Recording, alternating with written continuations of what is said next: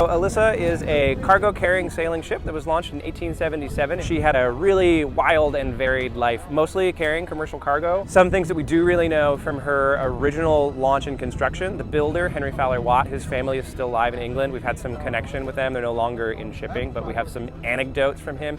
And he was apparently truly a character, love of horses, love of ships, was often known to sneak out of the house in his dirty sailor gear, and his wife would chase him down in the street because she wanted him to wear nicer clothes. And he poured all of his money into Elissa, and definitely, by proof of certification, made her as strong and as stout as possible. She was certified Lloyd's A1 when she was launched. And some of that is a real testament to why she's still here today. So maybe not the best business decision in 1877, but worked out really well for us here in 2025. So what's really cool about the Elissa being built by a British shipowner, Henry Fowler Watt, the British are meticulous at keeping records. For instance, here's the original plan for her iron hull back in 1877, and even her first annual survey from 1878.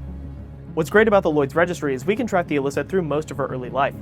Then she spent the bulk of her life in the Baltic Sea, running through Norway, Sweden, Finland, England, Germany, a few of those, runs back and forth between the Mediterranean, did a bunch of runs between South America, timber trade routes. The Elissa was built for the sea. She is a sleek, three-masted iron bark, and she embarked on countless journeys carrying cargo like cotton, coal, lumber, and bananas, trading from port to port, all under sail. Under British ownership, Elissa transported cargo to ports across the globe, including two notable visits to Galveston, first in 1883, where she loaded cotton bound for Liverpool, and again in 1886. This was long before she knew she'd call Galveston home. In 1897, Elissa was sold to Norwegian owners and renamed Fjeld, and by 1912 she changed hands again, becoming Gustav under the Swedish flag.